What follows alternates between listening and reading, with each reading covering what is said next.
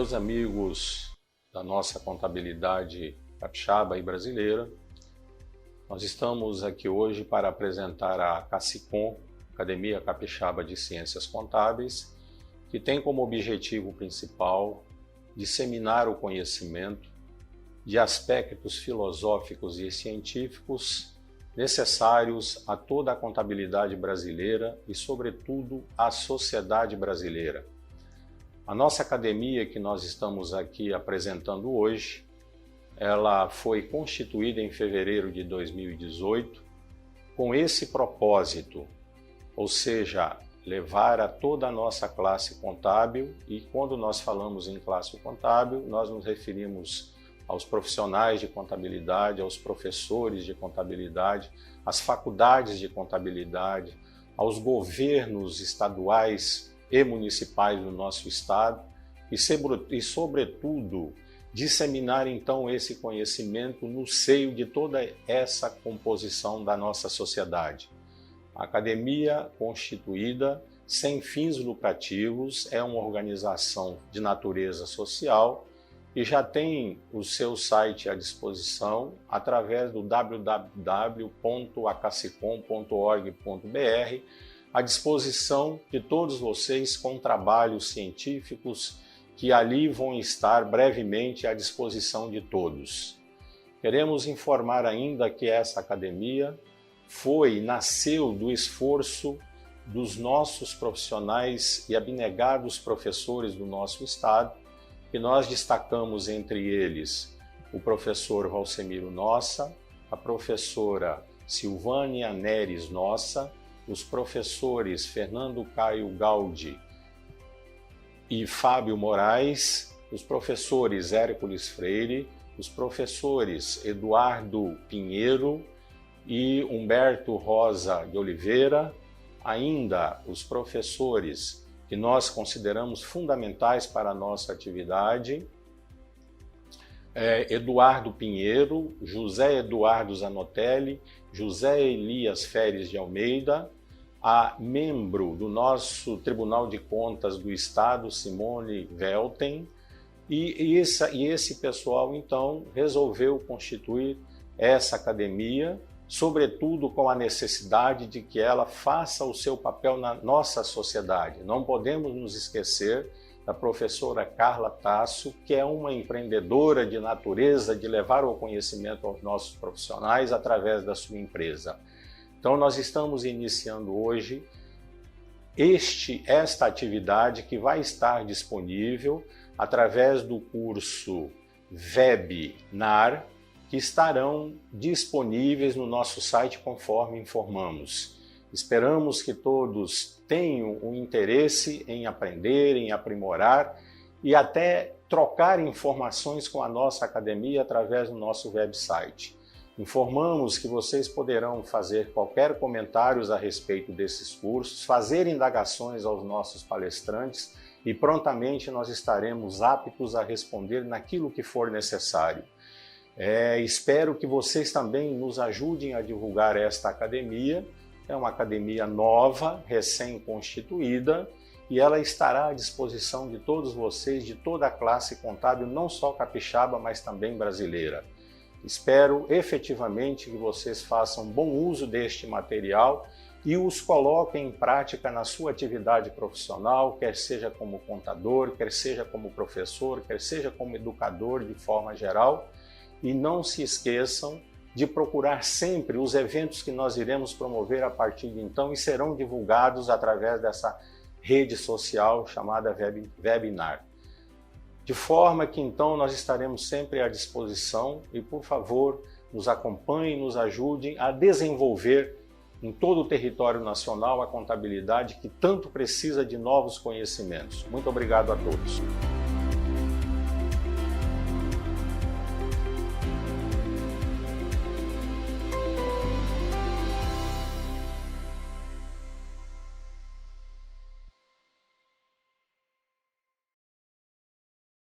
Olá, seja bem-vindo ao nosso workshop da CACICOM sobre arrendamento mercantil.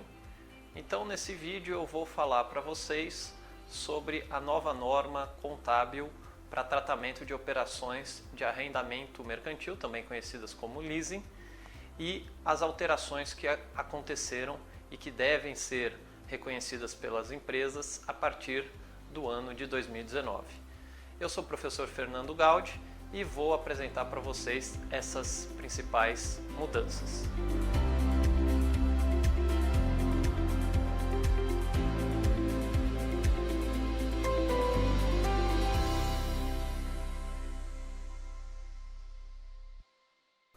Muito bem, então vamos falar sobre leasing, arrendamento mercantil, a nova norma que é o CPC 6R2, emitido pelo Comitê de Pronunciamentos Contábeis.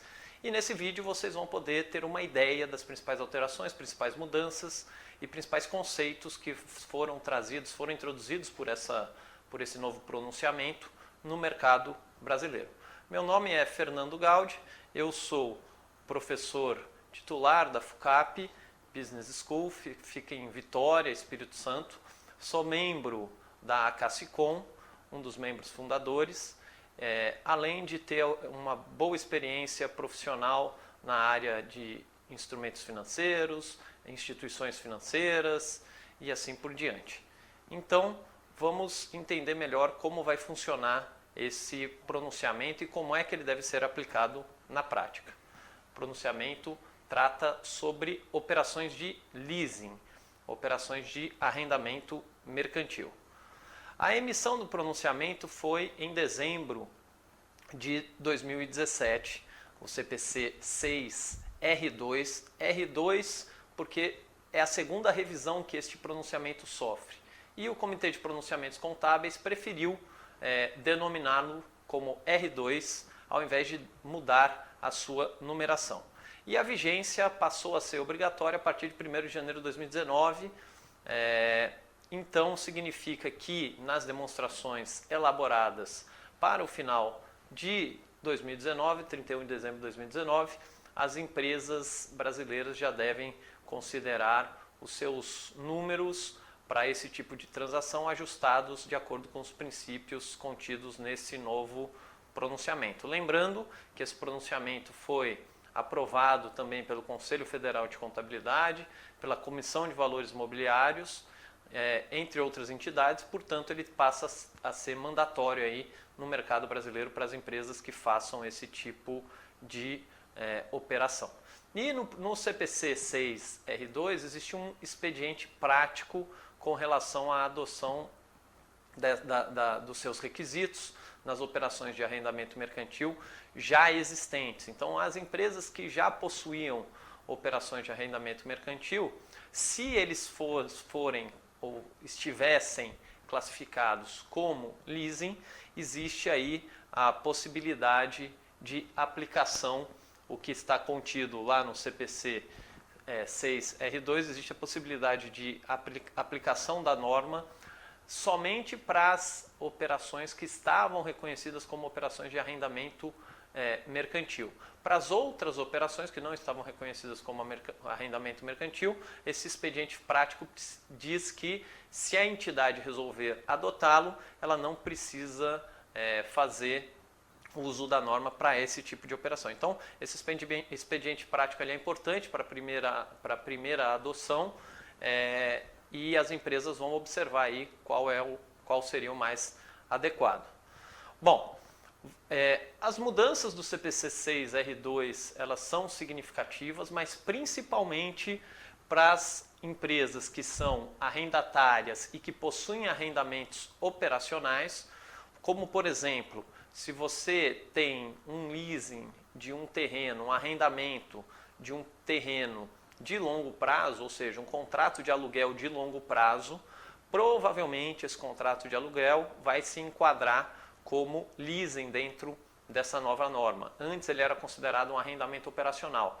Então o tratamento, como a gente vai ver, vai ser importante se entender quais são as alterações em relação ao que existia antes. Então o impacto ele tende a ser alto para esse tipo de operação. Então empresas que têm arrendamento operacional e que não tratavam esse tipo de arrendamento dentro dos requisitos de um arrendamento financeiro na classificação anterior. né? E para as empresas que são arrendadoras e que também tenham arrendamento operacional, o impacto desse pronunciamento tende a ser elevado. Então, lembrando, você tem o arrendatário, que é quem usa o ativo, e você tem o arrendador, que é quem tem a propriedade do ativo e faz o arrendamento mercantil do bem para o arrendatário, né? Então, esse slide demonstra que operações que para os arrendatários de leasing operacional que antes ficavam fora do balanço, provavelmente passarão a ser reconhecidas dentro do IFRS 16/CPC 6R2, passarão a ser reconhecidos dentro do balanço das entidades. Para as empresas que tinham arrendamento mercantil do tipo arrendamento financeiro e eram arrendatárias, que são aquelas que usam o ativo, né, tem a posse do ativo, mas não tem a sua propriedade, provavelmente não haverá muitas alterações ou mudanças relevantes. Por que o pronunciamento é importante, antes da gente entrar especificamente nos pontos relacionados ao pronunciamento? Porque ele vai alterar muitos indicadores das empresas.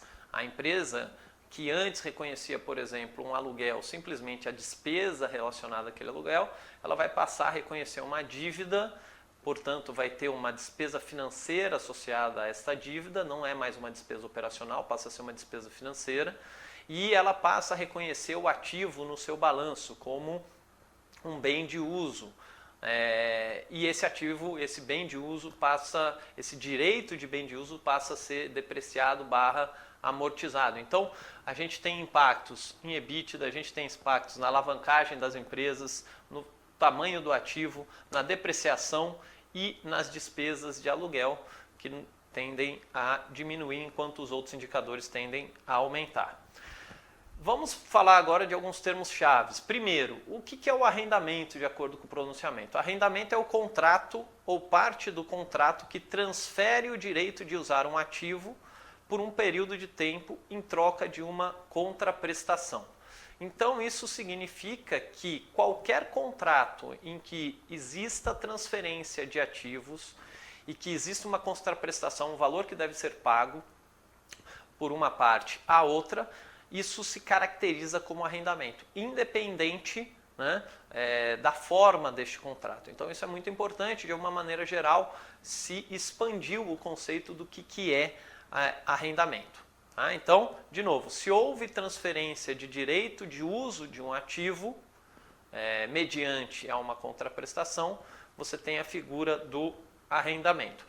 Esse ativo subjacente pode ser um terreno, esse ativo subjacente pode ser uma máquina, pode ser um equipamento, pode ser uma plataforma de petróleo, enfim, existem várias possibilidades. O arrendamento mercantil ele engloba todas elas.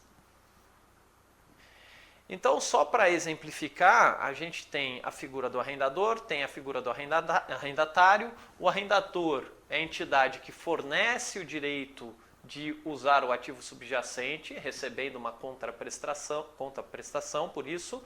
Normalmente o arrendador é uma instituição financeira, né?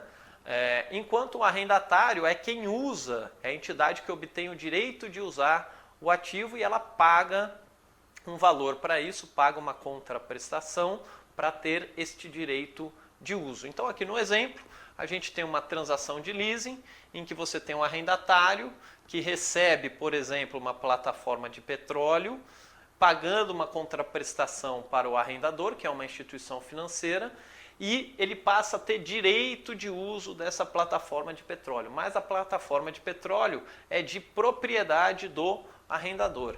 Só que é um contrato normalmente de longo prazo, um contrato bastante sofisticado que regem essas operações muitas vezes. Algumas vezes os contratos são mais simples. Independente do prazo do contrato, se ele for superior a 12 meses, essas transações são tratadas dentro do CPC 6R2 e IFRS 16 como operações de arrendamento mercantil.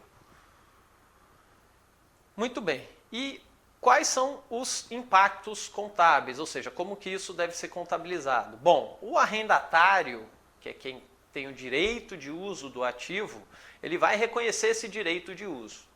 Então é uma categoria nova de ativo que foi criada, vamos assim dizer, chamada de direito de uso.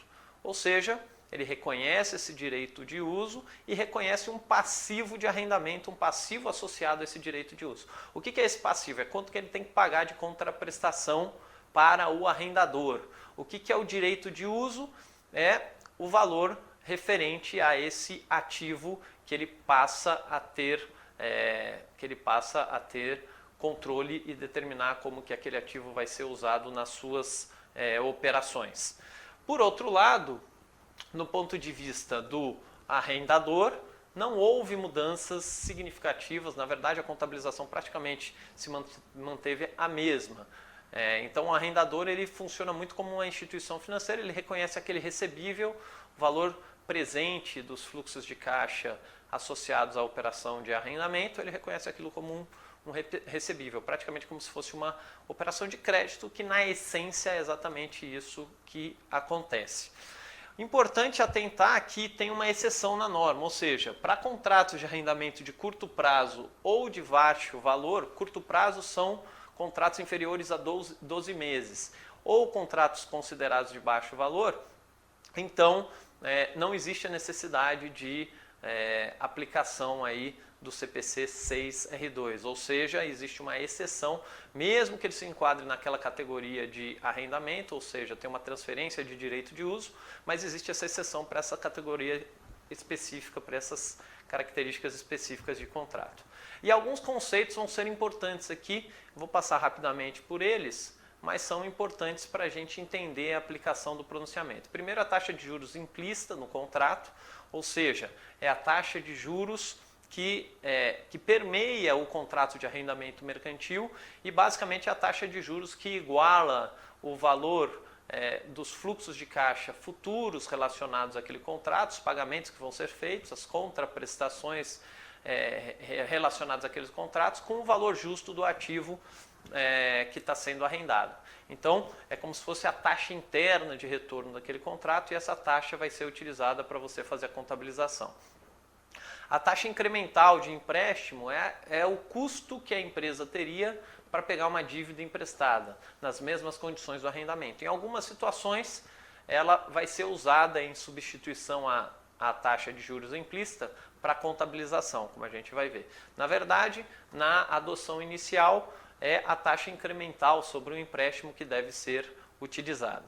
O valor residual garantido é a garantia feita ao arrendador por uma parte não relacionada de que o valor do ativo subjacente será, no mínimo, o valor especificado, ou seja, é um valor que é garantido contratualmente para o arrendador referente ao ativo que está sendo arrendado. E o pagamento variável de arrendamento, alguns arrendamentos possuem parcelas que podem ser variáveis e existe uma separação aí no pronunciamento entre parcelas fixas e parcelas variáveis. Portanto, a primeira etapa para você avaliar se existe um arrendamento e se ele deve ser tratado dentro do escopo do CPC 6R2 e FRS 16 é esse fluxogramazinho que eu coloquei aqui para vocês. Então a primeira pergunta que você tem que fazer é: existe um ativo identificado? Ou seja, tem um ativo subjacente que permeia esse contrato? Se a resposta for não, o contrato não contém um arrendamento. Se a resposta for sim, o cliente tem direito de obter substancialmente todos os benefícios econômicos do uso do ativo durante todo o período de uso? Se a resposta for não, não é um contrato de arrendamento. Se a resposta for sim, aí você vem para uma outra pergunta. Quem determina, quem direciona a finalidade do ativo durante o período de uso? Se for o cliente, o contrato contém um arrendamento e deve ser contabilizado como tal. Se for o fornecedor, o contrato não tem um arrendamento. Se as especificações, a determinação de uso estiver estabelecida no contrato, aí você vem para uma outra pergunta. O cliente tem o direito de operar o ativo durante todo o período de uso, sem que o fornecedor, o arrendador, tenha o direito de alterar essas instruções? Se a resposta for sim, ou seja, o controle do ativo, a determinação de como o ativo vai ser utilizado é toda feita pelo cliente. Se a resposta for sim, o contrato tem um arrendamento. Se a resposta for não, aí você vem para uma outra pergunta que diz respeito à especificidade do ativo, ou seja, o cliente projetou o ativo de modo que predetermina como e para qual finalidade esse ativo vai ser utilizado.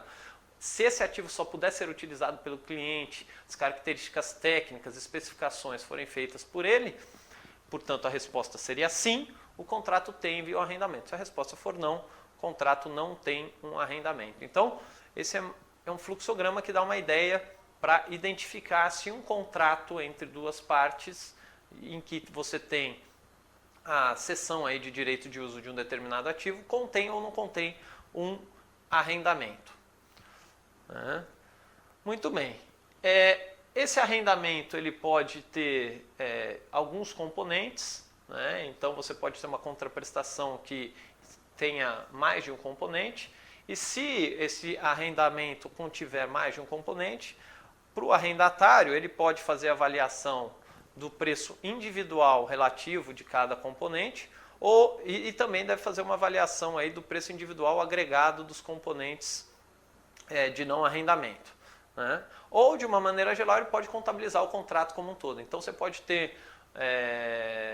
pode ter um contrato, por exemplo, de arrendamento que tenha a cessão de direito de uso de uma máquina, de um equipamento, mas no mesmo contrato você tem também a prestação de serviços.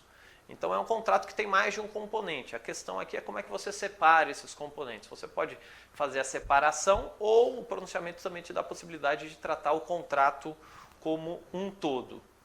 Ok? Muito bem.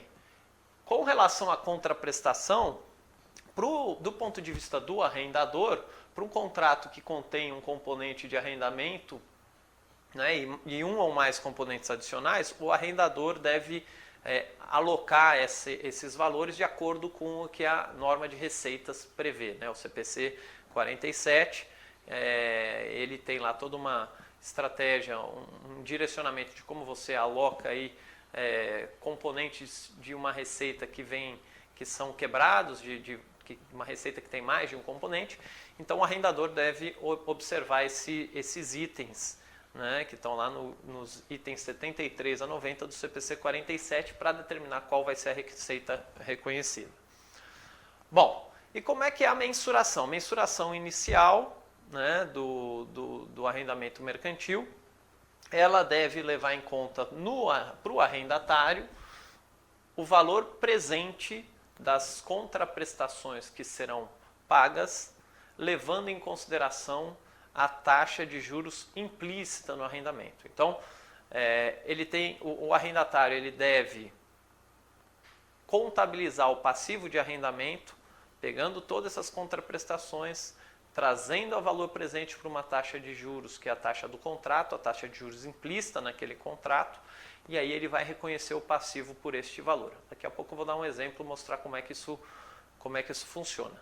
Se essa taxa não puder ser determinada imediatamente, aí o arrendatário ele deve usar a taxa de juros incremental sobre os empréstimos, ou seja, se ele fosse captar recursos no mercado, quanto que ele pagaria para fazer essa captação, essa que deveria ser a taxa utilizada, se ele não tiver possibilidade de estimar aí, a taxa de juros incremental.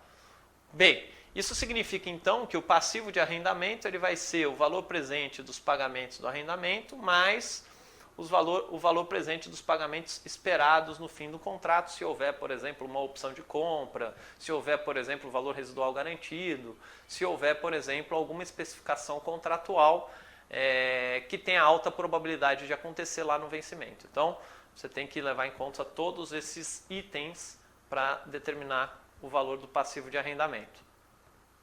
Muito bem, depois que o passivo for reconhecido, ele vai sendo diminuído toda vez que houver um pagamento da contraprestação, ele vai sendo incrementado toda vez que você reconhece aí um encargo financeiro, e aí você vai fazendo esse controle desse passivo, da evolução desse passivo.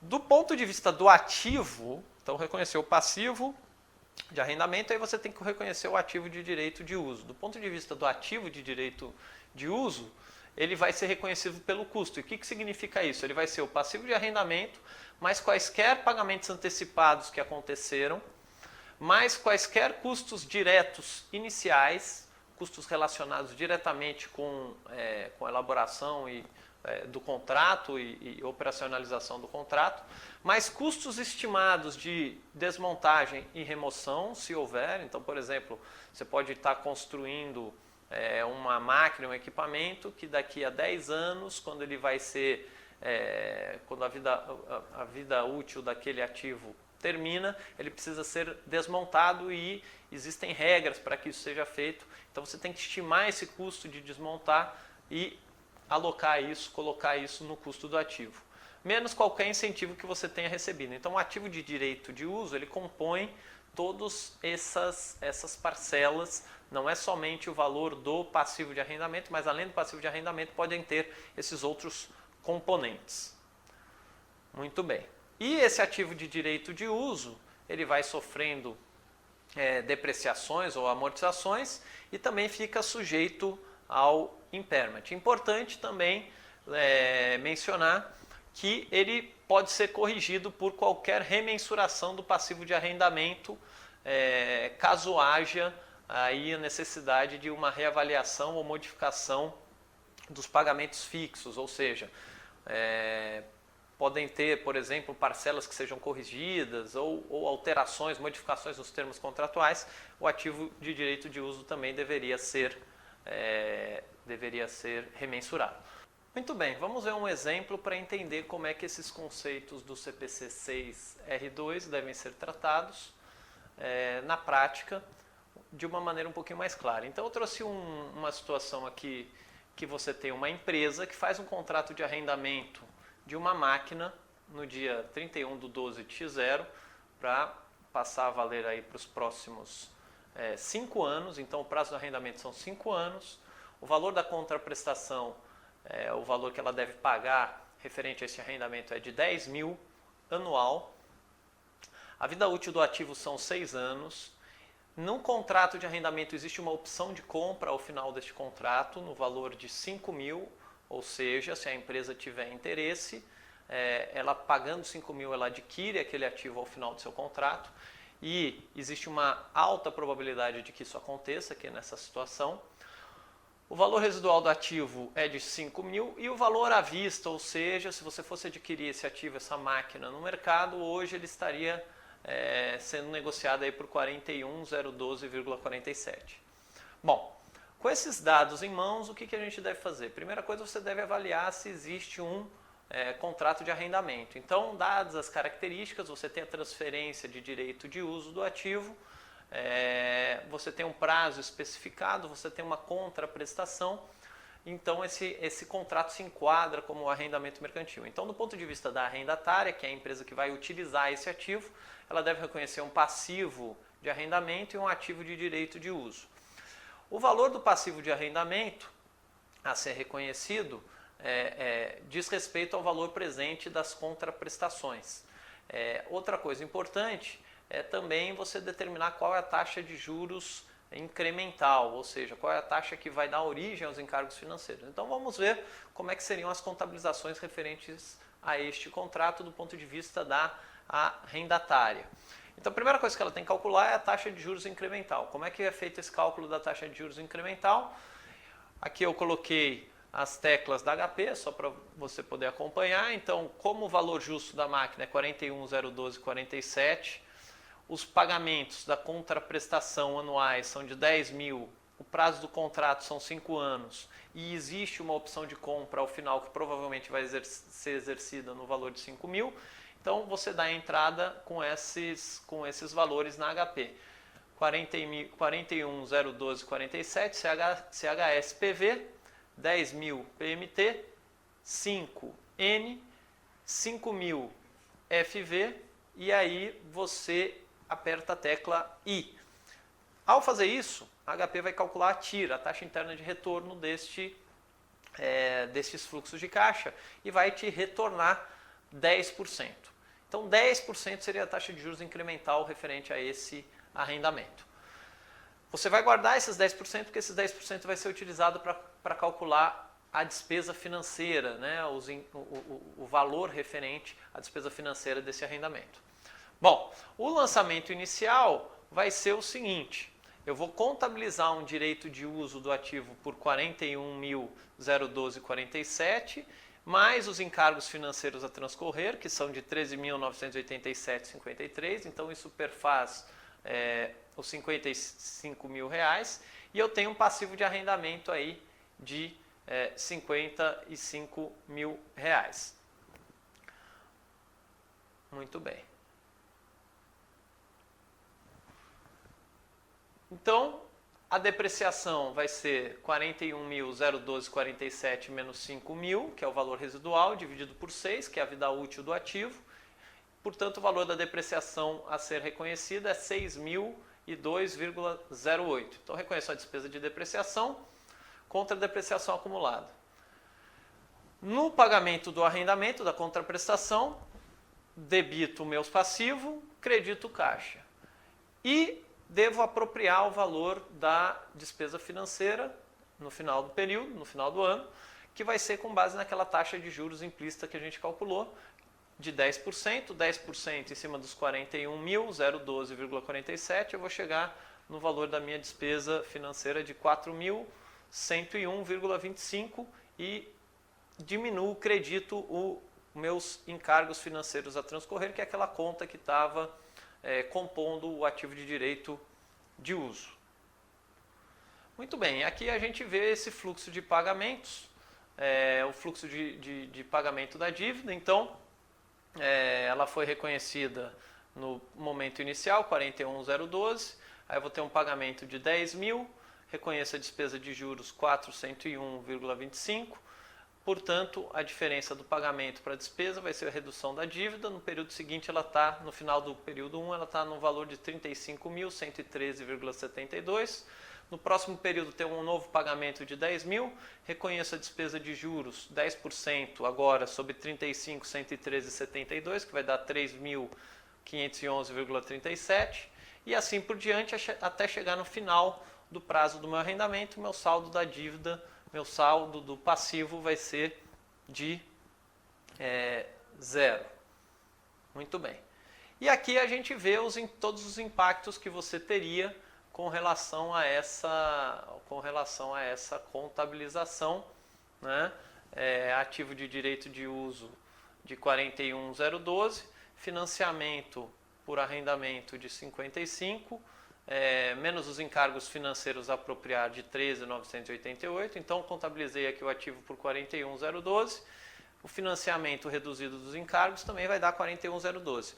E com o passar do tempo, eu vou reconhecendo a minha despesa financeira e os pagamentos referentes ao arrendamento, lembrando que no último período é 15 mil, porque eu tenho o pagamento também da opção de compra. A gente está assumindo aqui que vai ser adquirido o ativo.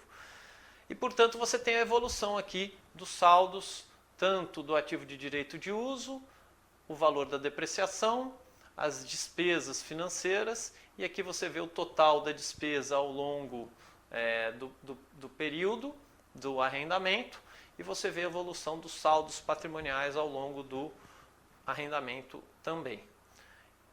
Portanto, a gente consegue enxergar que para a arrendatária, ela tem um impacto na depreciação, ela tem um impacto na despesa financeira, ela tem o reconhecimento do ativo de direito de uso e do financiamento por arrendamento, bastante diferente do que era considerado anteriormente.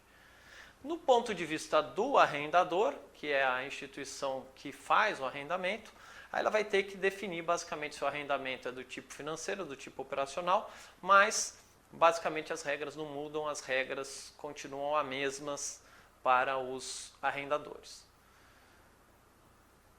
Era isso que eu tinha para falar com vocês. Espero que tenha ficado um pouco mais claro aí a questão do tratamento dos arrendamentos mercantis de acordo com o CPC 6R2 e FRS 16. Um abraço a todos, até a próxima.